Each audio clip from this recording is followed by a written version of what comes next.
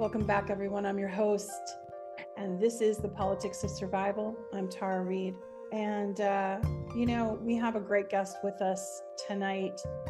It's been a really tough few weeks for everyone, and in particular for civilians in the Gaza Strip, Palestinians that are experiencing something that I've never seen in my lifetime, a genocide, unprecedented, the war crimes that Israel is committing. There are very few reliable press outlets really covering the nuances of this situation, and also with detail and honesty and integrity, what's really going on and what's behind it.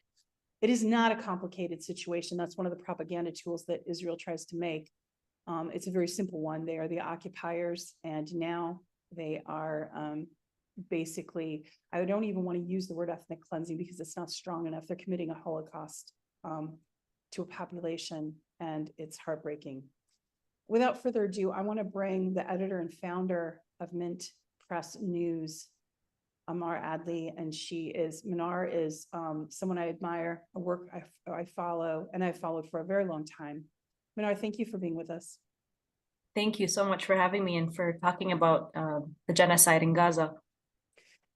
When I start talking about it, I get cheered up because there's journalists that I knew of, that I was communicating with, that are gone, that are killed by the Israel forces. Starting way back with Shireen. Shireen was supposed to be on my show, and she was killed a couple weeks before her appearance. And I knew her mentor. So this is, it didn't start October 7th. This started way back. And it started back to 1948, actually. So could you start out by just telling our family that watches, our audience that participates in this, who you are and how you came to found the news outlet that you did, and go from there? Sure. So I am the founder and director of MintPress News. We are an independent watchdog journalism outlet that covers the permanent war state and the profiteers of the permanent war state. And while we are just about 12 years old at MintPress, I would say MintPress was born when I was 13 years old, after I had lived under Israeli occupation and apartheid for 3.5, almost 4 years as a preteen and into my teenage years. And so having witnessed the brutality of the apartheid regime, seeing bombs being dropped on civilian homes, having our water cut off, having lived under military curfews, and just being a child that went to school every day during the second Intifada when it had broken out, only to see many of my classmates not come to school because they were being blocked at checkpoints. It was really devastating and a lot to process. And so when we had moved back to the United States, where I'm actually born, I'm born and raised in America, but I just lived in Palestine for those short 3.5, 4 years, because that's where my family is originally from. They're Palestinian, from Jerusalem, from the old city. And when we had moved back, it was my first time being exposed to war propaganda. It was a few months before September 11th. And as a 13-year-old kid, I had turned to the media to keep up to date with what was going on back home in Palestine, only to find the media flipping the narrative, presenting it as a religious war, people fighting each other for thousands of years, Muslim versus Jew, never through the lens of occupation, never through the lens of apartheid, never through the lens of ethnic cleansing, genocide, and the fact that the United States uses Israel as a military proxy for itself in the Middle East. And then after September 11th, a couple of months later, September 11th came. I was once again turning to the media to make sense of the world around me. And I witnessed how the media beats the drums of war, how it manufactures consent for war by framing news stories in a certain way that dehumanizes the victims of our war. And so that's really where MintPress was born. And at 13 years old, having seen the way the media painted Palestinians and the way that media justified its two wars in Iraq and Afghanistan, I knew at that age as a teenager, while other kids were, having, partying and having their first teenage experiences, my heart and mind were in the media. And I saw that there was a void in independent voices and journalists and people like myself who had lived under war, to provide an alternative to the media propaganda machine that was continuously beating the drums of war. And this is, of course, living in a post 9/11 era, where we were ruled by George Bush and his handlers in the White House, who launched those disastrous wars in Iraq and Afghanistan. And so I took the pain and that PTSD that I had suffered from living under occupation and the Islamophobia that we were seeing after September 11th, and knew that it was journalism that I wanted to pursue. And so that's where really MintPress was born. Now, sorry, long answer, but that's where it all started. Oh, I mean, that's a really substantive answer. And you're also award-winning journalist as well. You've won 2 major awards that I know of. And in fact, a smaller award came from INN, from Indie News Network, last year. Oh, yes. For your outlet. But and they're so wonderful. They volunteer actually unpaid and help me get my podcast out, because I'm shadow banned and suppressed, as you know. Absolutely. So what you're telling me is really moving, in the sense that you're talking about coming of age in journalism, but as well as coming of age in an apartheid state, and in a very formative age, I might add. So how did that inform you now? And when you look back at it and I don't know if you have children or not, or maybe you're an auntie, but like, how does that inform how you're looking at other kids coming up now? And when you're seeing history repeat itself, but even worse, with what's happening right now it actually feels like we're living in a post right after 9/11 all over again, with the way that the media is manufacturing consent for Israel's bombardment of a civilian population. At 13 years old, I was first exposed to propaganda, and I was also first exposed to what life was like living under bombs, living under a military occupation. It's an unfortunate reality that no child should have to live through, but that became the lens in which I began to see the world from. And when I looked around me at the kids and the mass public in the United States, I saw them as asleep, because they were consuming a corporate mainstream media that was only owned by 6 corporations, and they control what over 90% of what Americans see, hear, and read. And I think that number is even smaller now for how many corporations own our media. And now we're actually even consuming news at the behest of big tech giants that also work directly with NATO-funded think tanks like the Atlantic Council, and weapons manufacturers like Lockheed Martin and Boeing and General Dynamics. And they also work directly with the state of Israel. And the reason why I say it feels like we're living in the same kind of era, because shortly after September 11th, one of the most famous videos that CNN and MSNBC played was a video of Palestinians celebrating Eid, a religious holiday after Ramadan. And they were handing out candy and they were celebrating Eid, but CNN planted that video after September 11th and said that Palestinians were celebrating 9/11. They were celebrating the terrorist attacks against America. And so that's the kind of propaganda we are seeing today. The entire basis of the October 7th Hamas attack on Israel that we've come to know, the entire basis and narrative of what happened that day much of it has been proven to be false. And it's not even being talked about within the mainstream corporate media. CNN has retracted the 40 beheaded babies, so has the Biden White House, but it's too late because they had already pushed that story out.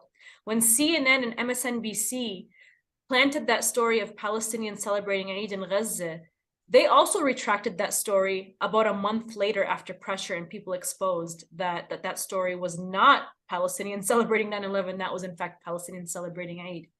And so the media is continuously pushing these fake stories And in fact, what we know about October 7th that is coming out from within the Israeli military itself is that the majority of those killed were actually soldiers, and that civilians were actually, Israeli civilians were being targeted and killed by their own.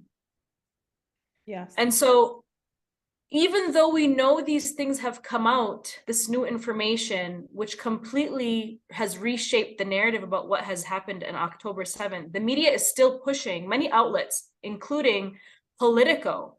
Every week I see a story on their website leading with the 40 beheaded stories as if it's real. Yeah, the 40 It beheaded. never happened. But now you have babies that actually died, preemies that have actually died, 39. Exactly.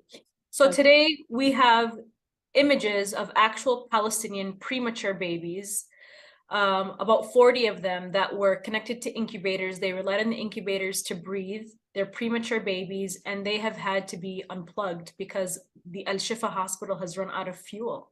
They're running off of generators now for electricity. And of course, the media is not really showing this image, this really just heart-wrenching image of these babies, because Palestinian lives don't matter.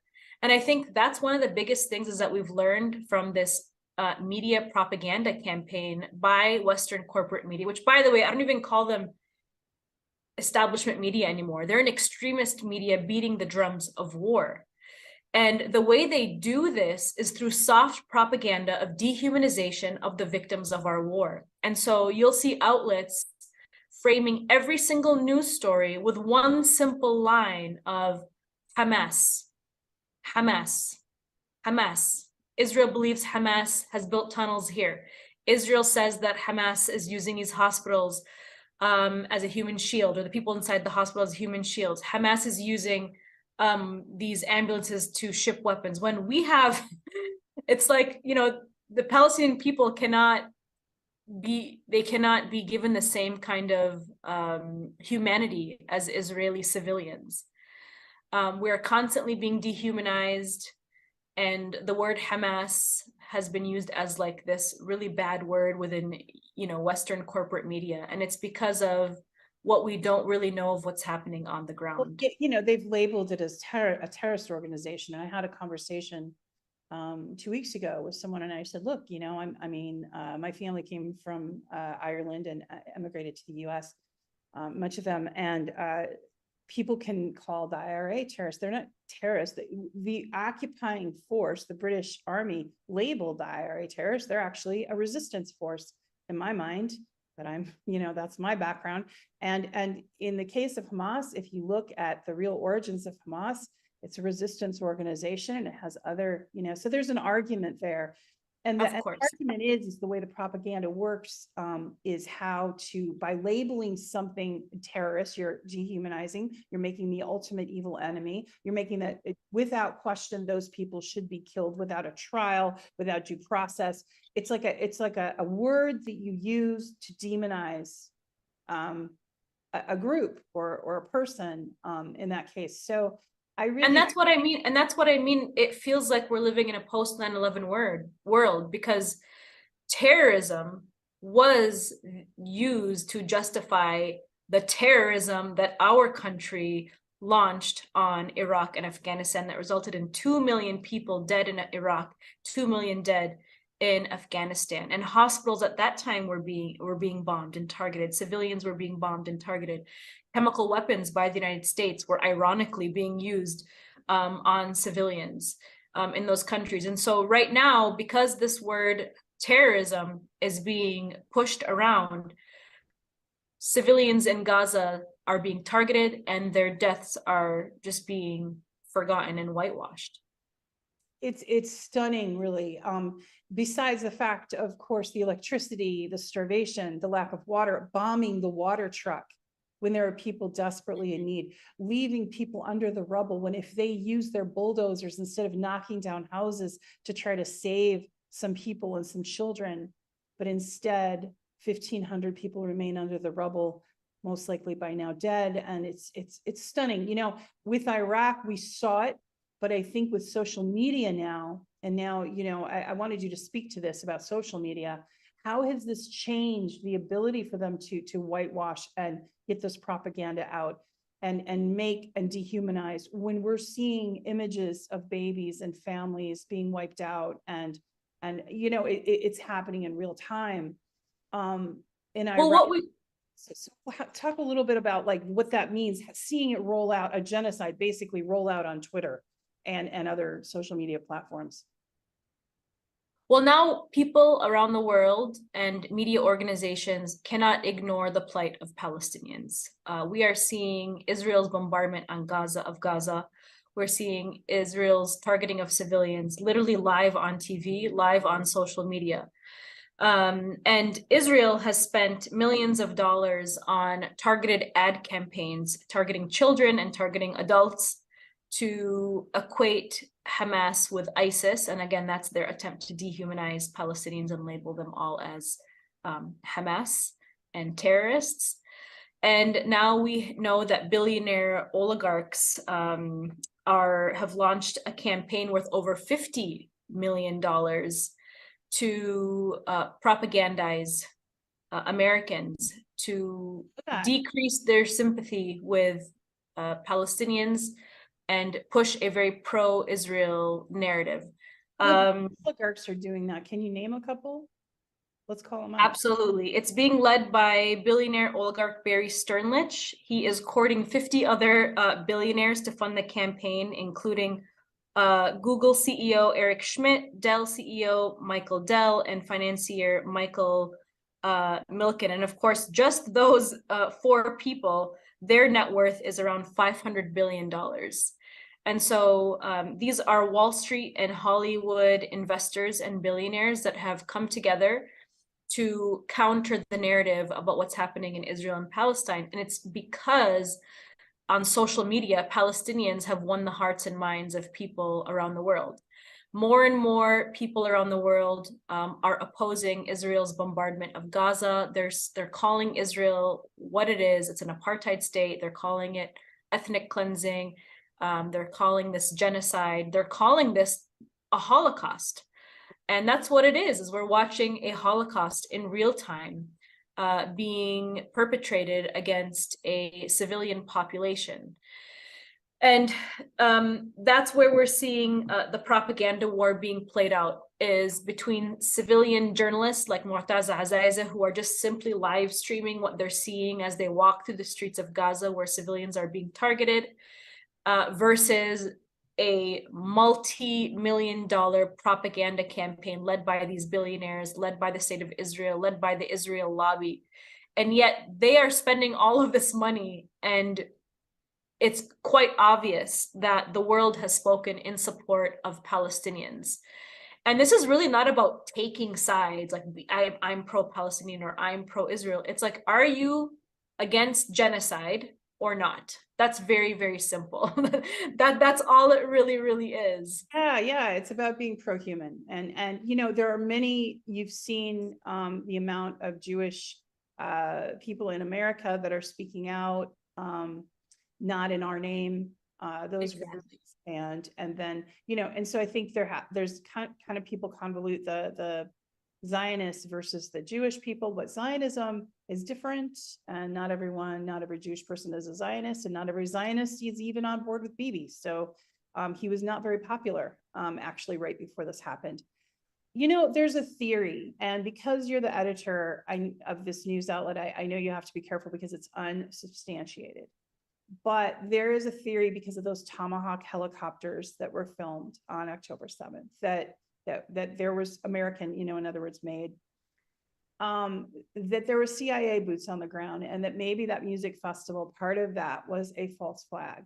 And by false flag, what I mean is that they were actually doing some of the sniping and killing of their own people. Israel did, but also that the CIA was somehow involved, and that somehow this is all tied into the economic interests of the Gaza Strip, which has a lot of gas and oil reserves, and they wanted the land free, and they want to own those. The US and Israel want to own it. And right now you have the Arab nations uniting, even before this happened, they were uniting with economic ties to the East. Do you think that that's a theory, a possibility? It's not a conspiracy theory. No, it's not a conspiracy theory. No, I mean, what we know about the previous wars that Israel launched against Gaza. Now, the CIA part, I'm not entirely sure, but the economic interests that Israel has in building the Ben Gurion Canal, so that it has access to the Red Sea and trade options there, and also all of the gas, and it's mostly gas reserves on the coast of Gaza. That is not a conspiracy theory. I mean, these are openly made statements by Israeli officials. In fact, I believe it was after Operation Protective Edge, Nafiz Ahmed was fired from The Guardian after he wrote he was a contributor to The Guardian. He got fired because he actually, through leaked emails and memos, military memos from the Israeli military, he published them where they openly stated that they were launching this war against Gaza at that time so they can ensure that they have full access to the gas reserves off of the coast of Gaza. Now, I'm not entirely sure how much gas is off of the coast of Gaza, but it's one of the largest gas deposits in the region that has been untouched. And it was only recently discovered in the last decade. And so it's worth there's estimates it might be up to $1 trillion in total between the gas and some of the oil reserves that are in. Well, and what does this remind us once again is that this is not a religious war. This is not about supporting the only Jewish, country in the world or the only democracy in the Middle East. Once again, we are reminded, and this is what we do best at MintPress, is that all wars are based on lies, and they serve the purpose of occupation, exploitation, and profits. And this certainly serves all of those purposes. The weapons manufacturers right now, from Lockheed Martin to Raytheon to Boeing, are benefiting. Their stocks are up at a record like 10% in just a matter of weeks of this crisis starting. We know that Israel wants to control the resources in that region, and it's not a conspiracy because Israel has been controlling the water access in that region as well. I mean, this is the desert region, and they have taken control of all water access. They've been in disputes with countries like, Egypt and Sudan to ensure that they have access to the oil reserves, the water reserves in that region. We know that Israel has been involved in the war in Syria so that it could benefit from the now US and Israeli occupied oil fields in the Northeast. So, wars for oil, wars for gas, wars for resources is not a new concept. It's certainly not a conspiracy theory. I mean, this is the fact of the matter. There you have it. And yeah, that's what a lot of reporting is leading to, into those factual things that are happening. And I had said about a month ago that I thought that the US is most likely trying to provoke a hot war with Iran. And obviously the movement of troops and the movement, some of the sources that I had kind of gotten that information from, they seem to be on target as far as that goes. I wanted to come back. I wanted to step back a minute to journalists, because one thing I noticed that's not being covered, and Western journalists themselves are not talking about, is the sheer amount of murdered, targeted, and we're not talking about journalists caught in crossfire or collateral damage, which is a term they like to use, which I think is just disgusting when you're talking about human life. But what's really surprising to me is you had 51 active Palestinian journalists at the time, right around October 7th. There were more, there was closer to 100. But now they've killed 34, as far as I know, but not just killed them, they targeted their families and bombed their homes. Like, they were purposely targeted, even though, and sometimes they'd be wearing their full press gear, just like Shireen was murdered, a year ago. So could you talk a little bit about that, about your ability to get on the ground news with Palestinian journalists and what's going on there, and how we can get Western journalists to talk about it? Like, you'd think that they would be interested in knowing that other journalists, other colleagues are being targeted. Well, first, let's establish the fact that most of the corporate media journalists that exist at CNN, Fox News, MSNBC, the New York Times, the Washington Post, a lot of these journalists work directly with the state of Israel or with our national security state. And so that doesn't mean all of them, but many of the prominent journalists do. And so for them to care about the lives of Palestinian journalists is out of the question, in my opinion, because we are considered the other, the unworthy victims. But yeah, we are down to just a few handful of journalists left in Gaza. And, Mu'taz Azaiza is one of the main journalists that we get our news from. He's live streaming everything that we can see. And he's actually a journalist that I know personally and that I've worked with. He actually filmed a documentary for MintPress 2 years ago about the previous war in Gaza. And he's only 24 years old. And so who's leading this coverage in Gaza now are these young, early 20-year-old somethings. And they didn't ask to be put in this position. Many of them were photographers. Many of them were just, creating social media videos. But they were forced into this position because of the war and what Israel was doing. And we saw Israel target the family of Wa'il Dahdouh. He's the main Al Jazeera correspondent in Gaza, whom we've also spoken to and interviewed in the previous war in Gaza. Israel has targeted the media towers in Gaza in previous wars, including the last war, which the AP was working out of, Al Jazeera was working out of, other corporate journalists were working out of. And it was really interesting at that time when Israel bombed them, the AP would not say that Israel targeted the media tower.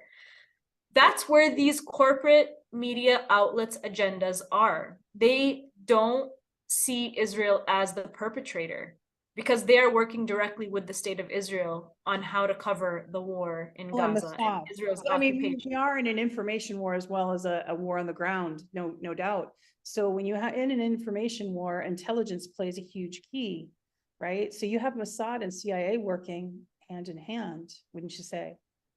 Absolutely. And they are, that's why a lot of Palestinians are currently really skeptical about some of the aid that is going to be entering Gaza, including the United Arab Emirates proposed field hospital, because in the past they know that many times these hospitals that are being aided to them by the state of Israel or Israel's allies, that they act as intelligence gathering hubs for the state of Israel. Well, we only have a few minutes left in our time together, but I wanted to spend the last few minutes with you, giving you the last word on a couple of things. First, I want you to kind of give an idea of where you think this is all going right now and kind of the reporting that you're getting. And then secondly, if you could talk about your outlet and your other journalists that are in that outlet and how people can follow their work and help and support. Sure. I don't know. I can't predict the ending of all of this, but what we do know is that Israel does plan a several months campaign to drive all of the people out of Gaza if they haven't killed them all already. And Israel is also trying to pull the United States into a hot war with Iran and with Lebanon, and Israeli military generals have made it very vocally clear. They vocalize this openly. And people can find these interviews within Israeli media, and you can just Google them, go on TikTok, but they've openly stated that their agenda is to take all of Gaza, to push all of Palestinians out of Gaza into the Sinai Desert if they don't kill them all. And the US taxpayer is footing the bill for this, because the United States is actually requesting billions of dollars in aid for Ukraine and Israel under the guise of humanitarian aid. But what the United States is actually doing is they're leading the way in building tent cities for people in Gaza. Again, it sounds nice, like, oh, we'll help the refugees, we'll help them. But what we're doing is we're aiding Israel's ethnic cleansing plan out of Gaza. Next on the list, of course, is the West Bank, to drive people out of the West Bank and push them all into Jordan. And the same campaign will be used that Israel launched in Gaza, will be launched in the West Bank. Of course, this is if Israel gets its way, that's their plan. And they have their eyes on southern Lebanon. Israel is currently bombing southern Lebanon. They've been bombing southern Lebanon for the last month while simultaneously bombing Gaza. And they've already killed, I believe it was over 70 Hezbollah resistance fighters in that process. They've also targeted a few civilians that have been killed in southern Lebanon. And so what this means for the region, despite all of the normalization campaigns by Saudi Arabia, by the Gulf countries and countries like Morocco and Egypt, the mass population in these countries are not supportive of those normalization campaigns. We're seeing people in mass in countries like Egypt say that they are ready to put their lives on the line for Palestine. We're seeing the same thing, people saying that in mass in the countries of Jordan, saying they're ready to put their lives on the line for Palestine. And those countries are cracking down on people, they're arresting them.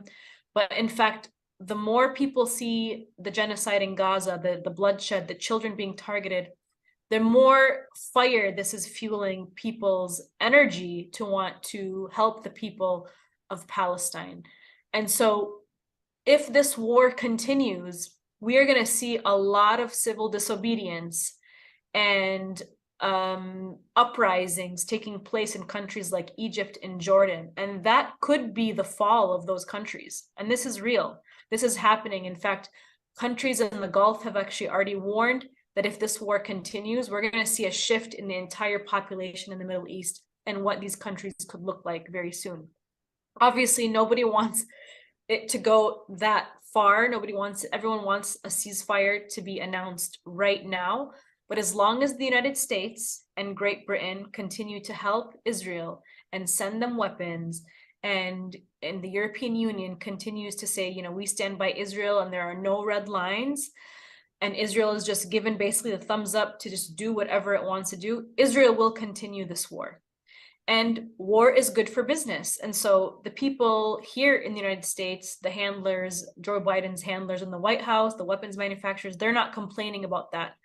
But they have woken a sleeping giant because people in mass are out on the streets by the hundreds of thousands. We saw almost a million people come out on the streets in London just this weekend in support of Palestine. And so although war is good for business, this has woken a sleeping giant, and people are using their support for Palestine to make their voices heard. They're disrupting the system. They're doing sit-ins. The boycott campaign is expanding, and this is hurting Israel's economy. It's hurting, Starbucks revenues, McDonald's revenues, and we have the power to stop this war. We actually do have the power if we unite. And, protesting is one thing, but we need to actually disrupt the system at this point with the boycotts, with the sit-ins. We need to be at every single, senator, congressman's office. We need to be doing sit-ins and putting pressure.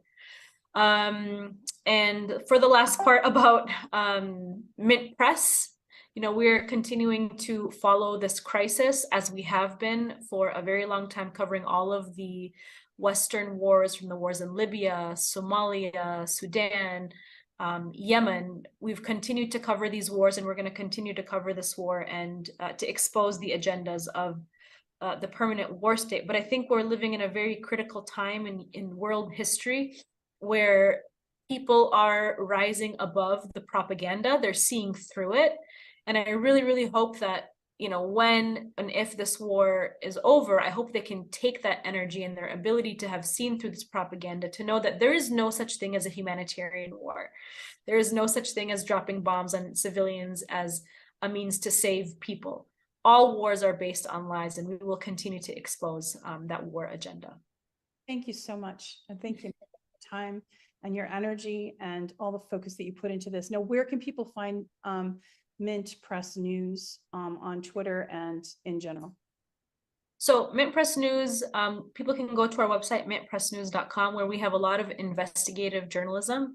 And we share all of that, of course, on all of the social media channels when people search for MintPress News. And but we do focus a lot on social media friendly content for the lower attention span crowd.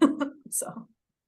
All right. Well, thank you again. It's been wonderful, and it's been an honor to have you on the show and to have you with me and educating all of us about what's happening, and also talking openly about your background and your childhood and what you experienced. No, thank you. Thank you so much, Tara. It's an honor to be here with you. So everyone watching, please make sure you like and subscribe and follow MintPress News, follow independent media. We need the support. We need your help because we're all getting shadow banned and silenced right now by big tech. And we have to push through that so we can push through the propaganda. All right, everyone, take care and good night. Okay. Thank you.